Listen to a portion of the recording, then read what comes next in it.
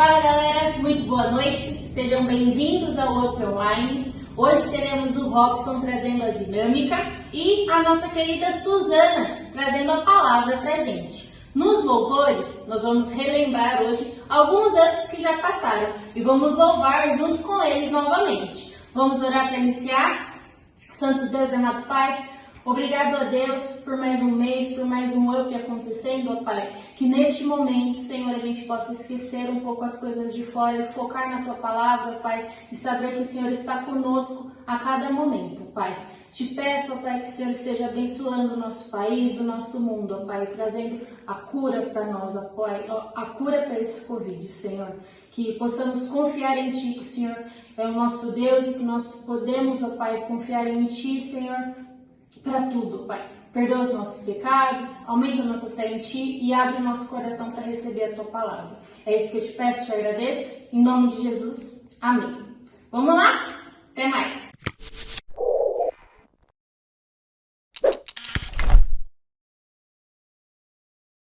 Continuar cantando, louvando ao nosso Deus e declarando o quanto Ele é santo e que Ele é digno de toda honra e de toda glória.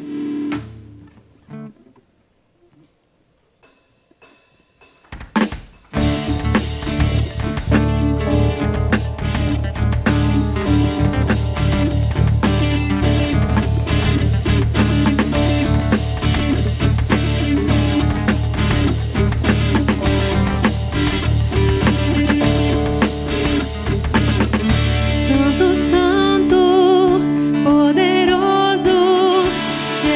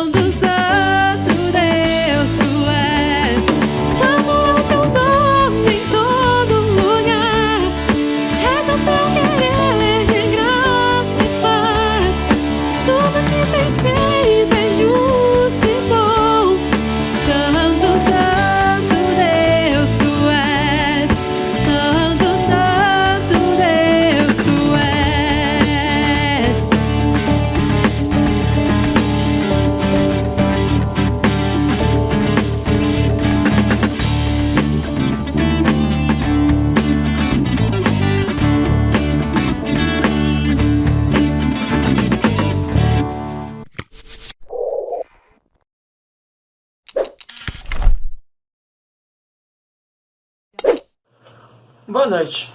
Para aqueles que não me conhecem, meu nome é Robson, sou membro da Congregação Presbiteriana Peniel e hoje eu queria falar com vocês sobre um assunto que muitos já devem conhecer, que é a unidade na fé, a unidade que todos devem ter.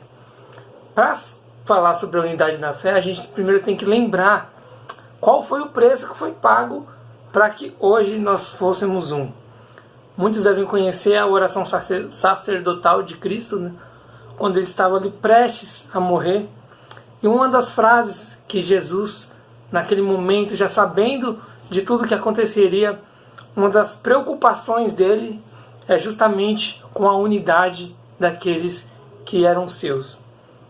Então, no versículo 11 do capítulo 17 de João, ele vai dizer bem assim: já não estou no mundo, mas eles continuam no mundo ao passo que eu vou para junto de ti. Pai Santo, guarda-os em teu nome que me destes, para que eles sejam um, assim como nós. Eles, a que Jesus se refere aqui, somos nós. Todos aqueles que creem em Cristo, creem na sua morte e creem na sua ressurreição.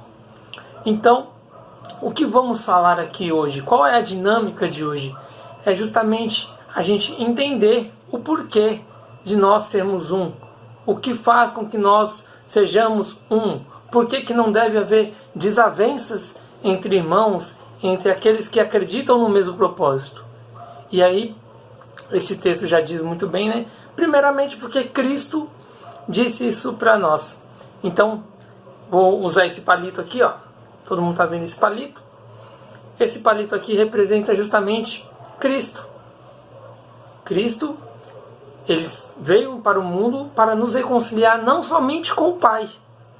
A principal função de Cristo era nos reconciliar com o Pai, mas não somente isso. Para também, como diz o texto, para que nós nos reconciliemos uns com os outros, para que nós sejamos uma unidade. Então Cristo, ele veio ao mundo onde o povo estava dividido, onde existiam judeus e gentios, e ele fez com que todos esses, de raças, tribos, povos diferentes, fossem unificados numa só família.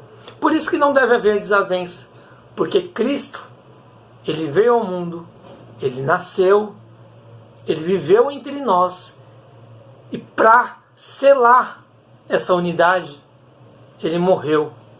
Então, as pessoas, o mundo fez naquele momento com que Cristo pagasse pelos nossos pecados. Então Cristo, ele veio, nasceu, viveu e por sua própria vontade ele morreu. Ele saiu deste mundo. Ele não estava mais entre os vivos. Ele não estava mais vivendo conosco aqui na terra. E esse foi o preço que ele pagou, levando sobre si todos os nossos pecados. Não somente aqueles pecados do passado, do povo que viveu na época de Jesus, mas os pecados que nós cometemos hoje, os pecados que nós vamos cometer ainda, que nossos filhos cometerão. Cristo morreu por cada um desses pecados.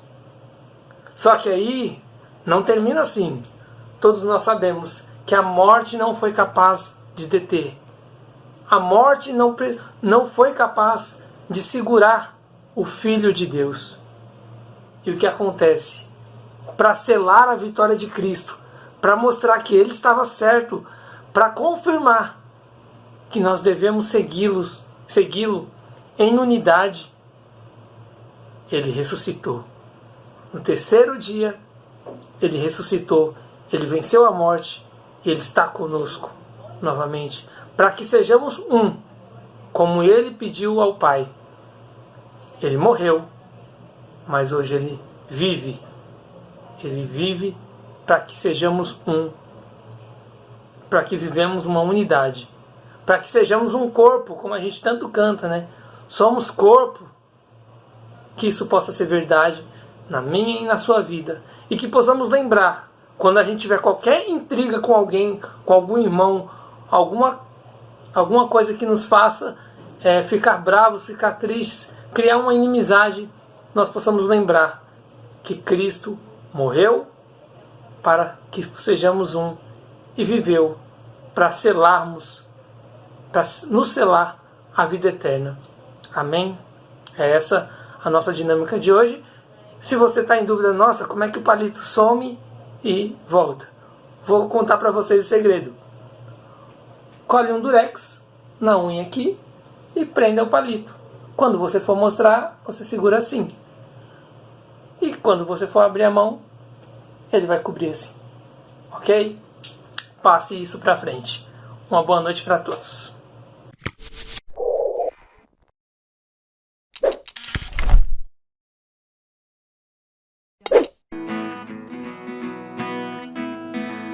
Jesus, em tua presença, reunimos-nos aqui, contemplamos tua face e rendemos-nos a ti, pois um dia a sua morte trouxe vida a todos nós e nos deu completo acesso ao coração do Pai. E o véu que separava já não separa mais. A luz que outrora apagada agora brilha e cada dia brilha mais. E só pra te adorar e fazer seu nome grande e te dar o louvor que é devido, estamos nós aqui.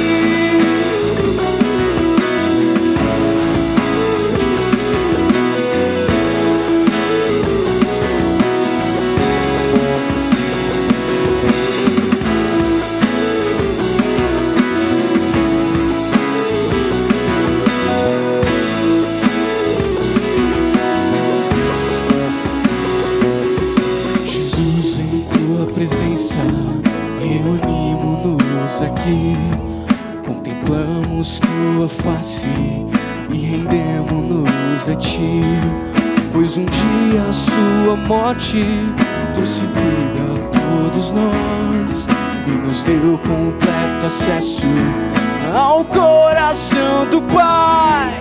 E o véu que separava já não separa mais. A luz que outrora apagada agora brilha e cada dia brilha, brilha, brilha, brilha mais. E só pra te adorar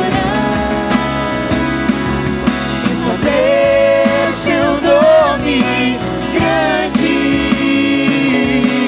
e te dar o louvor que é devido, estamos nós e só pra te adorar e fazer seu nome grande e te dar o louvor que é devido, estamos nós aqui.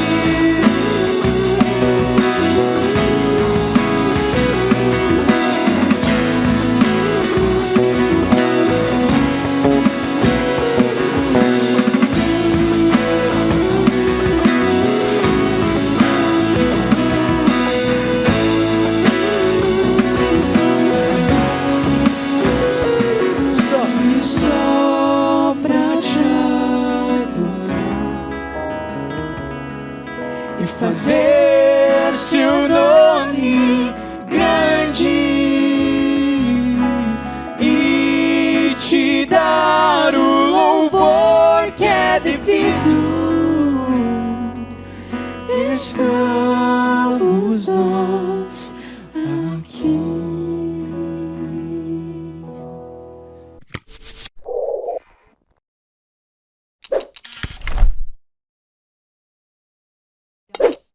Eu te agradeço, Deus, por se lembrar de mim. Aleluia.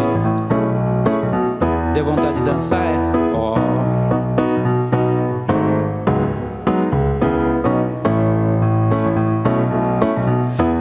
agradeço, Deus, por se lembrar de mim, e pelo teu favor é o que me faz crescer. Eu vivo pela fé e não vacilo. Eu não paro, eu não desisto. Eu sou de Deus, eu sou de Cristo. Você mudou a minha história e fez o que ninguém podia imaginar. Você acreditou e isso é tudo. Só vivo pra você, não sou do mundo não. A honra, a glória, a força e o louvor a Deus, e o levantar das minhas mãos é pra dizer que te pertenço, Deus.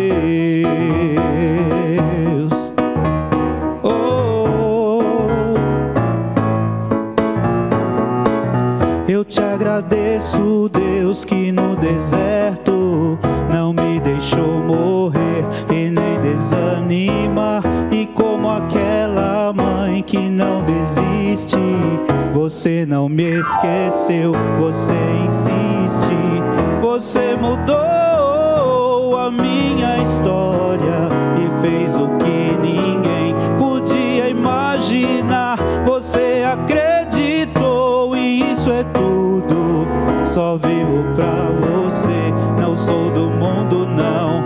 A honra, a glória, a força e o louvor a Deus, e o levantar das minhas mãos é pra dizer que te pertenço, Deus. A honra, a glória, a força e o louvor a Deus, e o levantar das minhas mãos é pra dizer que te pertenço, Deus,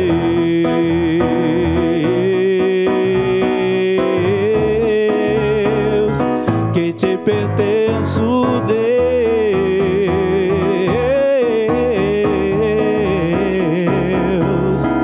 que te pertenço, Deus.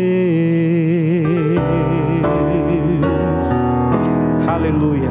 Louvado seja o nome do nosso Senhor. Amém.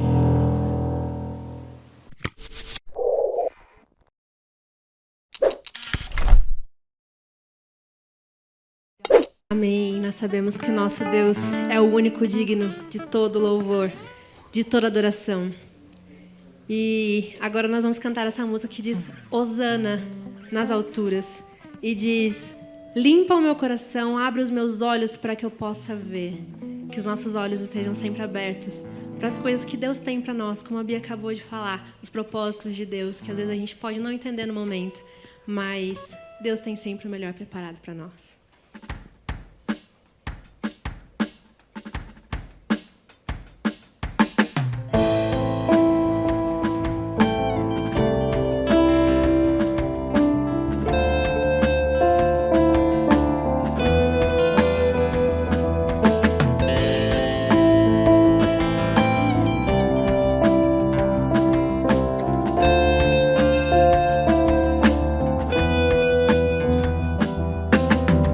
Eu vejo o Rei da Glória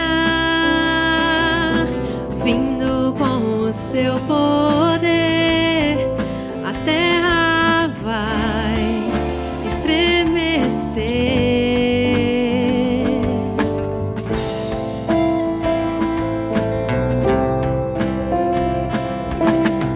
Eu vejo a sua graça, os pecados perdoados.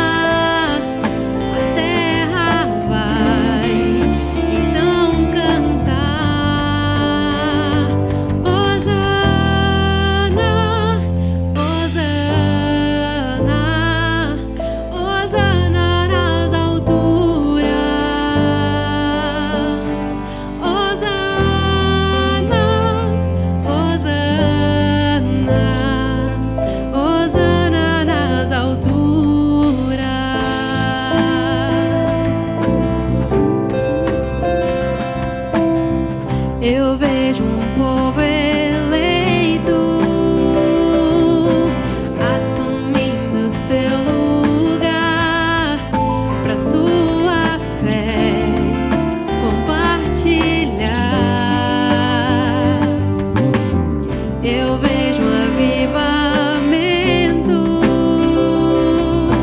quando o teu povo orar e te buscar, e te buscar. Hosana, Hosana, Hosana nas alturas. Hosana, Hosana, Hosana nas alturas.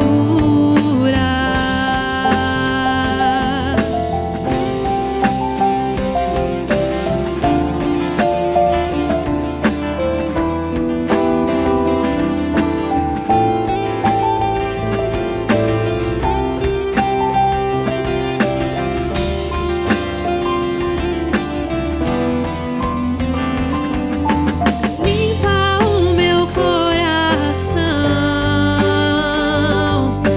abre os meus olhos para que eu possa ver com o amor que tens por mim. Te amo.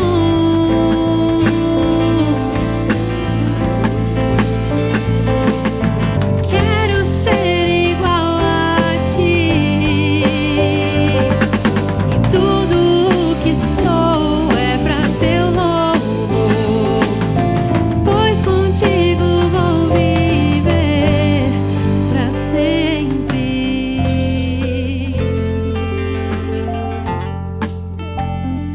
Hosana, Hosana, Hosana nas alturas. Hosana, Hosana, Hosana nas alturas. Hosana, Hosana, Hosana nas alturas. Hosana, Hosana, Hosana nas alturas. Hosana nas alturas.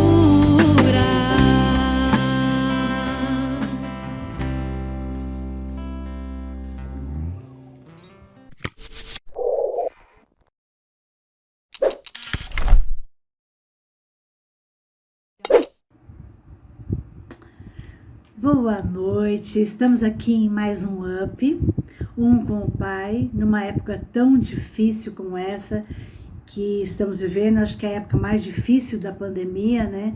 Com números tão assustadores e as pessoas tão assustadas. Eu sinto que a sociedade está bem atordoada, as pessoas estão muito estressadas, muito ansiosas, depressivas, mas o que eu acho muito legal é que as igrejas estão continuando o trabalho, porque a igreja ela é viva, ela é um corpo vivo, né? E esse corpo vivo nos proporcionou não só telefonemas, WhatsApp, mas também a possibilidade de estarmos aqui fazendo lives, estando na internet e podendo estar sentindo que estamos juntos, né? Quando a direção do Up me procurou e disse o tema, eu achei bem desafiador. O tema é como se reconciliar com o irmão. E ainda me disseram assim, nessa época de pandemia, nós estamos muito fechados em casa e acabamos brigando com os nossos irmãos, pai, mãe. Os relacionamentos, as pessoas estão mais perto e por isso está todo mundo com os nervos mais à flor da pele. Não é? Então os relacionamentos estamos mais fechados, acaba sendo um desafio a gente conviver com as pessoas. E acaba que de repente a gente acaba sem querer, às vezes digo até que por querer, a gente acaba fazendo alguma coisa e o nosso irmão acaba não gostando, uma pessoa querida nossa fica magoada. Então vamos trabalhar um pouco esse tema perdão. Para começar, calhou desses dias eu estar lendo um livro muito bom que eu quero recomendar para vocês, que se chama A Isca de Satanás, tá? De John Bevere. É um livro muito bom, ele fala sobre a ofensa, tá? É um livro baratinho, você vai encontrar pela internet, e ele vem bem a calhar, porque ele diz sobre como Satanás, ele prepara algumas iscas para que os cristãos caiam nessas armadilhas. E o livro todo diz sobre a armadilha da ofensa. Então, é um livro bem interessante que tem a calhar com o assunto de hoje, que é um relacionamento com o nosso irmão, não só físico, mas também o nosso irmão em Cristo, né? As pessoas. Então, eu vou começar com a leitura de um texto bem conhecido. Se a gente for olhar a Bíblia, tem vários textos sobre perdão, vários textos sobre perdão no Velho e no Novo Testamento. Então, eu escolhi algumas passagens para a gente conversar um pouquinho sobre isso, tá? A primeira fica em Mateus 18, 21 e 22.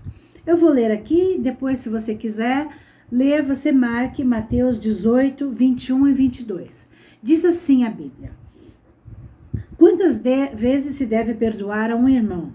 Então Pedro, aproximando-se, lhe perguntou: Senhor, até quantas vezes meu irmão pecará contra mim que eu lhe perdoe? Até 7 vezes? Respondeu-lhe Jesus: não te digo que até 7 vezes, mas até 70 vezes 7. Uma passagem bem conhecida de todos, acho que todos nós já ouvimos em escola dominical, em sermão, já lemos esse versículo. Então vamos conversar um pouquinho sobre o contexto dele. Se você olhar um pouco antes do versículo, você vai ver Jesus falando como se deve tratar a um irmão culpado. Então ele fala: se teu irmão pecar contra ti, vai, arguí-lo entre ti e ele só. E logo depois fala da parábola do credor incompassível, que é uma história que todos nós conhecemos também. Se você quiser ler depois, fala de Mateus 18, 23 em diante, diz sobre essa história. Eu queria me ater, que eu achei interessante quando eu estava lendo, que Pedro, ele não pergunta se eu pecar contra alguém, o que eu faço? Ele pergunta: se alguém pecar contra mim, o que eu faço? Foi a primeira coisa que me chamou a atenção, estudando a Bíblia mais detalhadamente sobre esse assunto. Curioso isso, não é? E aí Jesus fala, você tem que perdoar 70 vezes 7. Bom, naquela época Pedro não tinha calculadora. Ele também não sabia, não fez o método comum que a gente tem hoje em dia, né? Então ele não sabia assim de cabeça, embora ele fosse um pescador e tivesse um negócio com o pai e com o irmão. Então talvez ele soubesse mexer com números. Mas uma conta assim de cabeça, para quem não gosta de matemática, dá 490 vezes. Já é difícil a gente pensar em alguém fazendo alguma coisa contra a gente 490 vezes num dia, em 24 horas. Então, esse número é um número simbólico, é um número que mostra o infinito. Jesus está dizendo ali que não é só 490 vezes, não são só 7 vezes, como Pedro pensava, é infinito, é muito além, é toda hora. E aí eu me lembrei, também com a ajuda do livro que eu falei para vocês, né? Eu me lembrei da história de José. A história de José é uma história maravilhosa, né? Eu reli para poder preparar o estudo hoje, para a gente, deixar o Espírito Santo falar. Eu li várias coisas. E José tem uma história de vida que, se vocês se lembram bem, José foi vendido pelos irmãos. Ele tinha 10 irmãos, eles são em 12 filhos, tinha um menor que ele, Benjamim, menor que ele, e os 10 filhos, então, com uma inveja danada de José, do carinho que o pai tinha por José, eles acabam vendendo para andarilhos, e esses andarilhos, esses nômades, vendem José para os egípcios, e ali José fica 22 anos antes de encontrar a família. E antes desse encontro, ele viveu muitas aventuras que a gente aprende na escola dominical, conta para as crianças, e é bem interessante a gente relembrar várias histórias. E quando José vê os irmãos, ele fica muito emocionado, ele arma todo um plano para trazer toda a família para o Egito, porque eles estavam passando fome. Mas se você olhar atentamente, tem 2 detalhes na história de José. Um detalhe é que José já tinha tido um filho, e ele colocou o nome do filho de Manassés. Manassés, no original, quer dizer esquecimento, aquilo que eu esqueci. Interessante isso, né? José coloca o nome do filho de aquilo que eu esqueci. esqueci. E ele imediatamente perdoa os irmãos. Ele entra numa sala sozinho, começa a chorar muito, e quando ele volta, ele perdoa os irmãos. Se você reclama, vamos por uma observação aqui, se você reclama do seu irmão, pense nos 10 irmãos de José. Eles venderam o irmão. O seu irmão está aí convivendo com você, mas seria incapaz de fazer uma coisa dessa, uma maldade dessa. Outra história também, entre várias histórias, tem a história de Estevão, que estava sendo apedrejado, e ele falou: Senhor, eles não sabem o que faz. O próprio Jesus sendo crucificado. E se a gente ler um pouquinho mais para frente, a gente vai ver a história do filho pródigo, né? A história do filho pródigo, não vamos pensar no irmão mais velho, mas vamos pensar na atuação do pai. O pai ali, ele perdoa o filho, ele não hesita um minuto no perdão. O amor é tão grande que ele proporciona festa, roupas novas e repõe dinheiro. O filho entrou para a herança de novo. Então são várias histórias bíblicas que nos mostram nitidamente como os nossos antepassados perdoaram por amor. Tá? Então acho que a primeira lição que a gente tira desses versículos. Queria ler um outro versículo que fica em Lucas 17, de 3 a 5, e eu achei uma palavra tão interessante, eu vou falar sobre duas palavras que estão aí. Lucas 17, de 3 a 5. Diz assim a Bíblia: acautelai-vos, cautela, cuidado. Se teu irmão pecar contra ti, repreende-o. Se ele se arrepender, perdoa-lhe. Se por 7 vezes no dia pecar contra ti, e 7 vezes vier ter contigo, dizendo, estou arrependido, perdoa-lhe. Então disseram os apóstolos ao Senhor: aumenta-nos a fé. Eu queria falar sobre duas coisas. Quando a gente é ofendido, a primeira coisa que tem a nossa reação humana, e não só sou eu tenho certeza que todos nós, em algum momento da vida, usamos frases tipo: você me paga, Deus está vendo, Deus tarda, mas não falha. Você vai ver, Deus vai cumprir sua palavra e vai se vingar de você. E outra coisa que a gente faz também, muito comum, é envolver outras pessoas. Então você vai direto contar para o seu pai, para sua mãe, que nem uma criança chorona, e vai falar: pai, olha o que ele fez, mãe, olha o que ele fez. E ainda hoje em dia, talvez você ultrapasse o limite de família e fale com um amigo seu, algum amigo seu, e você lá no Zap fala: você não sabe o que meu irmão fez. Repito, não precisa ser literalmente um irmão de sangue. Às vezes pode ser um amigo, alguém da igreja, um irmão seu, né? Uma irmã, um irmão fez. Então, naturalmente, você vai reclamar com alguém. Jesus é muito claro quando ele fala que isso fique entre ti e mim, quer dizer, fique entre as duas pessoas só. E eu quero destacar dessa passagem que eu li de Lucas, duas palavras. Uma palavra é Jesus falando: acautelai-vos. Por que ter cautela no momento desse? A cautela, ela serve para não criar mais confusão. Quando você vai com um tom meio desafiador, esse tom acaba gerando mais confusão. Então, se Jesus toca no seu coração e se você tem amor pelo seu próximo, pela outra pessoa, pelo seu irmão e quiser realmente se reconciliar, você tem que ir com cautela falar com essa pessoa, para não abrir mais a ferida. Porque a gente, às vezes, a maneira como a gente fala com as outras pessoas, a gente cutuca mais a ferida. E a gente sabe cutucar a ferida. Eu falo sempre para meus alunos, né? Eu sempre falo, sou professora de português com muito orgulho. Eu amo dar aula para adolescentes. Eu dou aula para o ensino médio, fundamental e médio. E eu gosto demais e eu falo para eles: vocês não sabem o poder da palavra. Vocês não sabem como a palavra tem poder. A palavra dita, ela pode destruir ou construir. Se o seu amigo estiver chateado, você pode afundar o seu amigo. Se ele estiver chateado, dependendo dessas palavras, você pode levantar o seu amigo. Eu ainda brinco, com os meus alunos, não fale no cabelo de uma mulher. As mulheres ficam intocáveis quando falam do cabelo de uma mulher. Cuidado com as palavras com o cabelo de uma mulher. Brincando sempre com eles. Então, é sempre conciliador. Para isso, eu separei um outro versículo, que eu não vou ler a história, mas seria muito interessante. Eu reli a história esses dias, a história de de Jacó. Jacó morava com o sogro, que era Labão.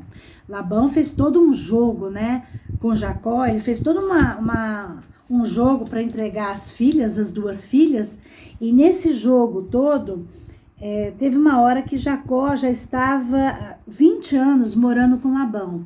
Ele já tinha duas esposas, ele já tinha filhos, ele já tinha gado suficiente, o rebanho suficiente, né? E ele resolveu ir embora deixar o sogro. Então, em Gênesis, não precisa me acompanhar, porque eu vou ler algumas coisas saltitadas assim, mas leia lá Gênesis 31, é bem interessante. No versículo 17, ele fala assim: então se levantou Jó, e fazendo montar seus filhos e suas mulheres em camelos, levou todo o seu gado e todos os seus bens que chegou a possuir, se dirigindo à terra de seu pai, à terra de Canaã. Então ele pegou tudo o que ele tinha, reuniu os seus filhos, as suas mulheres, o seu gado e falou: eu vou sair daqui.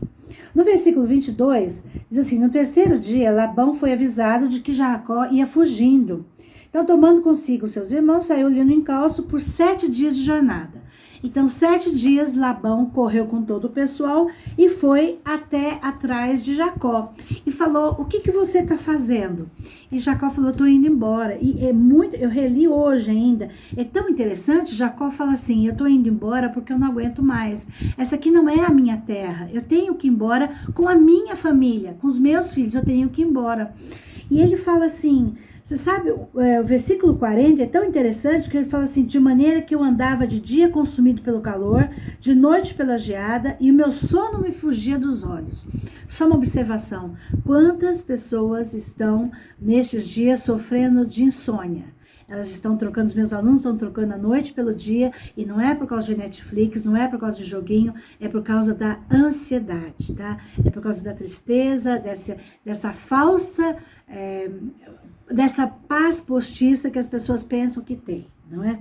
E ele estava sofrendo, e ele vai embora.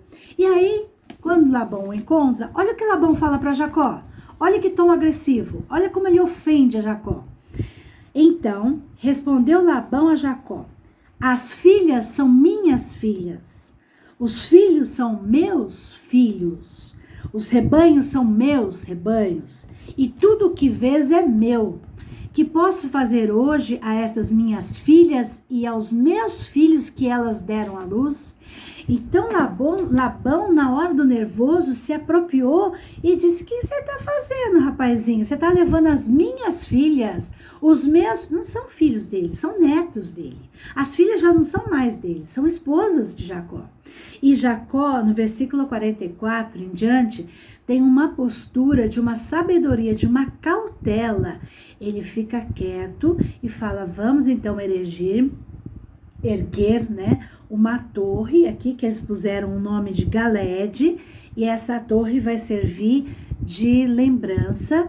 E ele ainda, você vai ver que Labão faz várias ameaças ainda a Jacó, mas Jacó teve cautela para não cutucar mais a ferida, para não abrir mais, para não criar mais confusão. Então, no primeiro texto a gente falou sobre isso, e agora voltando lá em Lucas, eu quero falar mais uma coisinha sobre Lucas, muito interessante, porque em Lucas 17, que eu acabei fechando aqui, que eu falei então cautelai-vos, e outras, foi tão interessante que eu achei, depois que Jesus falou isso, que é sobre perdão, então, arrependido, perdoar, disse os discípulos, disse os apóstolos: ó Senhor, aumenta-nos a fé. Eu fiquei imaginando os apóstolos: ai meu Deus, eu não vou conseguir. Não, agora ele está pedindo demais. Ele está pedindo para eu perdoar, ele está pedindo para eu ter cautela, para eu ser cuidadoso. Eu não vou aguentar. Não vai dar certo, eu não vou aguentar. Outro versículo que eu gostaria de ler também, para a gente já quase concluir o meu pensamento aqui, é em Colossenses 3, 12 e 13. Colossenses 3, 12 e 13. Diz assim: principalmente o 13, né? O 12 fala mansidão, humildade, longanimidade. 13, suportai-vos uns aos outros, perdoai-vos mutuamente, caso alguém tenha motivo de queixa contra outrem, assim como o Senhor vos perdoou, assim também perdoai vós. O terceiro motivo que eu vejo para a gente perdoar é o amor, a cautela, né, o cuidado que você tem com seu irmão e o falar com ele. E a outra coisa é suportar o irmão perdoando. Esse suportar, a gente sabe que não é, ai meu Deus, eu tenho que suportar o fulano, ele é um chato e eu tenho que suportar.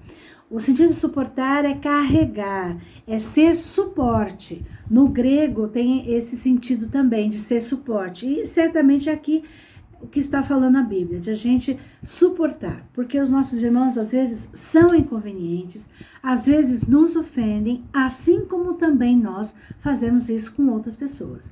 Então essa é uma faca que a gente chama de 2 gumes. Você sabe o que é uma faca de 2 gumes? É uma faca que tem 2 lados, você pode cortar deste lado ou deste lado.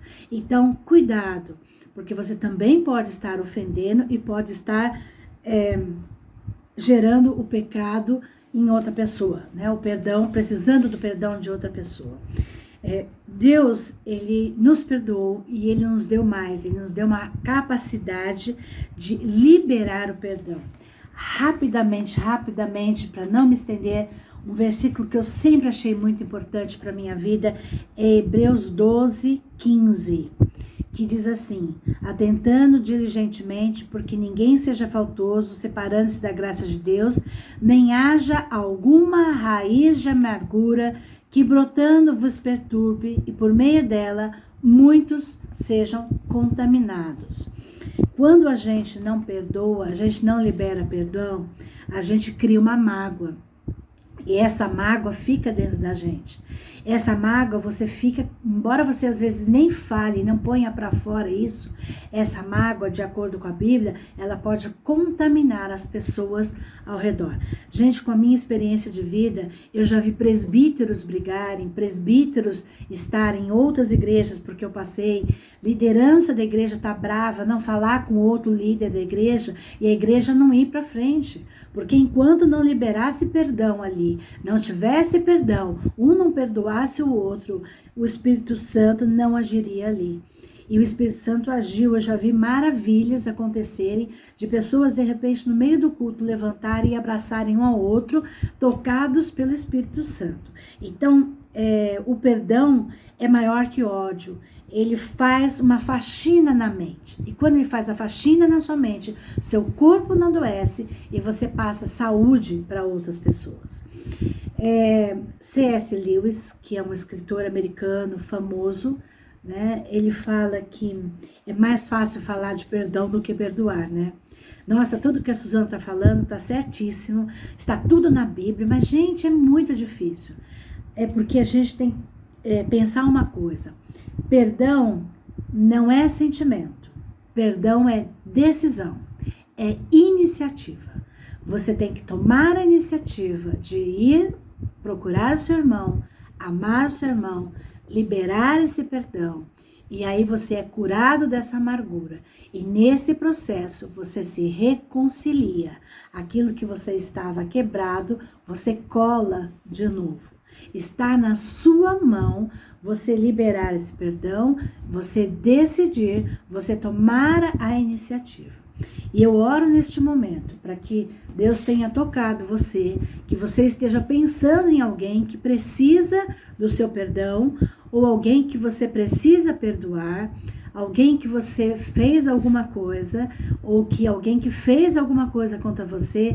Tome a decisão de chegar até essa pessoa, de procurar essa pessoa com cautela, com amor, com carinho, sempre num tom conciliador, e você procure essa pessoa e você tente se reconciliar. A Bíblia é bem clara, Jesus dizendo que é para ficar só entre vocês dois, não gerar fofoca, não gerar amargura, não pegar outras pessoas. Há casos que vão se complicando, lá em Mateus 18, você lê um pouquinho antes, se você quiser, que Jesus disse, se o caso for um pouco mais complicado, você vai ter que levar 2 ou 3 testemunhas para ver que realmente você está falando, que você está tentando se reconciliar. E se não der, você vai deixar o assunto para que Deus resolva realmente. Mas depende de você. Então, o tema como reconciliar com seu irmão é muito pertinente, é muito importante para uma igreja viva, para uma igreja atuante, para uma igreja que se ama e para uma igreja que quer continuar unida. E nesta época de pandemia, o que nós mais precisamos é de união, não é? Então, neste momento agora, você vai aonde você estiver agora, abaixar a sua cabeça e vai lembrar de alguns nomes, fechar o seu olho e vai lembrar de alguns nomes de algumas pessoas que você precisa perdoar ou que você precisa pedir perdão. E depois de alguns segundinhos eu vou fazer uma oração, tá bom?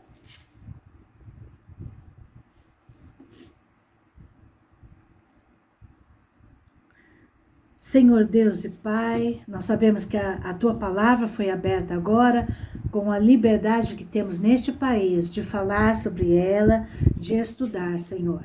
E neste assunto que é tão importante para a igreja ser viva, para a igreja ser atuante, para cumprirmos a missão que o Senhor nos deu aqui na terra. O Senhor deseja que nós sejamos unidos e, portanto, Senhor, que nós aprendamos o sentido de liberar perdão, que nós aprendamos a ser conciliadores, que nós aprendamos a perdoar, a amar, passar por cima de algumas ofensas e não cair nessa armadilha de Satanás, Senhor, que quer destruir a nossa vida espiritual e a nossa comunhão com nossos irmãos, Senhor. Que neste momento cada uma das pessoas esteja sendo abençoada pelo Teu Santo Espírito, com um espírito de sabedoria, Senhor. Em nome de Jesus Cristo, que tudo te pedimos e agradecemos. Amém. Eu quero agradecer aqui a você, que teve a paciência aí desses minutos me ouvir. Agradecer a liderança do UP por ter me chamado.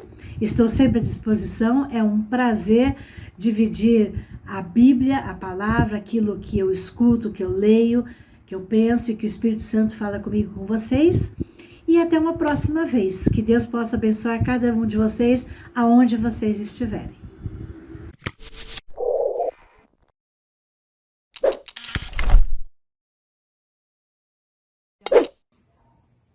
Bom, galera, o nosso outro vai ficando por aqui. Esperamos vocês no mês que vem. Esperamos em Deus e presencialmente, mas se não for, nós esperamos vocês aqui, ou na página do Facebook, ou no YouTube. Fiquem com Deus e se cuidem. Até mais! Cristo, a resposta, Ele é o Alfa e Ômega.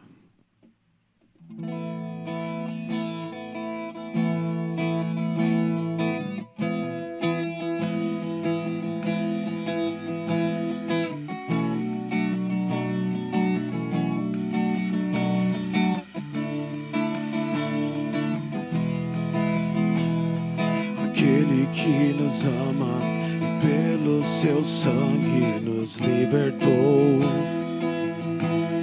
dos nossos pecados e nos constituiu reino, sacerdotes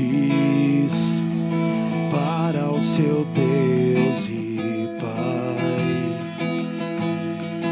A Ele a glória e o domínio pelos séculos dos séculos. Amém. Aquele que nos ama e pelo seu sangue nos libertou dos nossos pecados e nos constituiu reino, sacerdotes para o seu Deus e Pai. A Ele a glória e o domínio pelos séculos dos séculos. Amém. Yeah. Eis que vem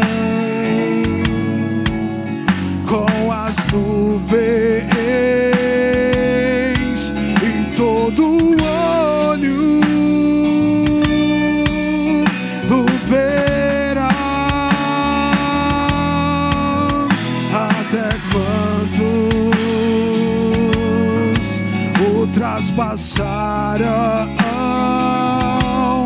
e todas as tribos da terra se lamentarão sobre ele. Certamente, amém. Eu sou o Alfa e Ômega, diz o Senhor Deus, diz o Senhor Deus, aquele que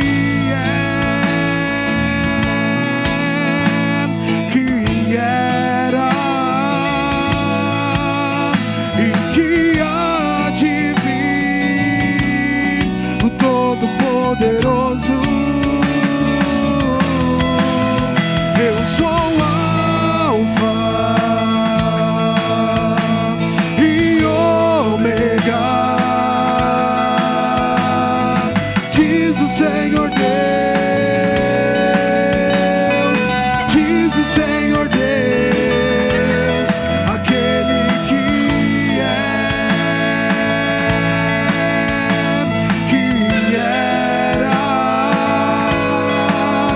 e que há de vir, o Todo-Poderoso. O Alfa, o Todo-Poderoso, o Todo-Poderoso,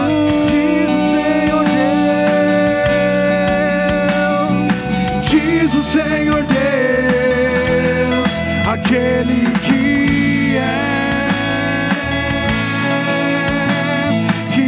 era e que há de vir, o Todo-Poderoso.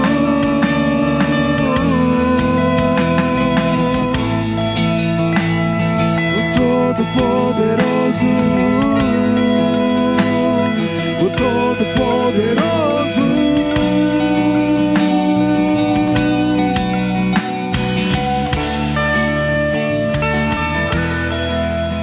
Eu sou o Alfa e Ômega, diz o Senhor Deus, diz o Senhor Deus, aquele que